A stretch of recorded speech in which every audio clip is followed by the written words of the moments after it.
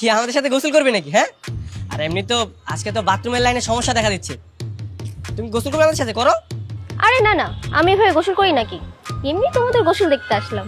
আরে জানি তো তুমি কখনো করনি, তাই তো বলছি একবার করেই দেখো না, মজা পাবে। আরে না না না আপু, এখানে গোসল করো না, দেখছো না কি খোলামেলা জায়গা, আর এরা দেখো কিভাবে গোসল করছে, আর যদি জানলা দিয়ে কেউ দেখে ফেলে তখন কি হবে? এই, তুই চুপ থাক, বেশি বুঝিস না। শান্ত, আমি একটু পানি ধরে দে না, এটা চোখের ভিতরে আমার শ্যাম্পু চলে গেছে, এটা একটু। এই দীপ্তি, একটা মজার জিনিস দেখবে। কি মজা? দাঁড়াও।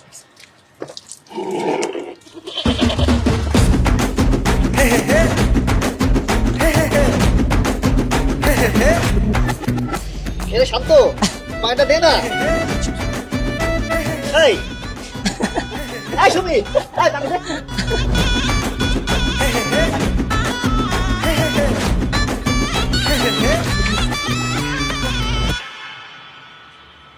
কি ব্যাপার, তোমার হাতে বালতি? ও, তুমি আমার সাথে ফাজলামি করছো। তোমার আমি খুব ভালো মনে করছিলাম, আর তুমি আমার সামনে থেকে বালতি সরাইছো। আরে আপুর তো কোনো দোষ নেই, শান্ত ভাইয়া বালতিটা নিয়ে আপুর কাছে দিল, আর আপুর তো কোনো দোষ নেই। এই দোষ নেই মানে কি? তাহলে আমি যখন বললাম যে বালতিটা দে, তখন দিলি না কেন? হ্যাঁ, এই মিলন ভাই, বাদ দাও তো, আমার তো গোসল করতে হবে না। নাও।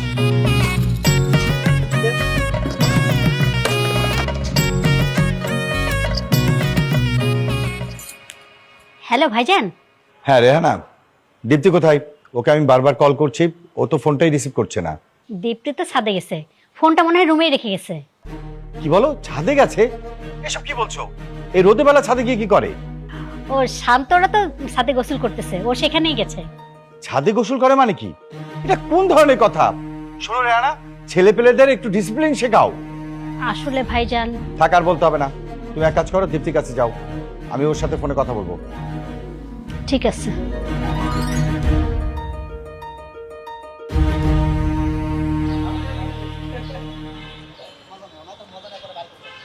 দীপ্তি। হ্যাঁ বাপু। তোমার বাবা কথা বলবে।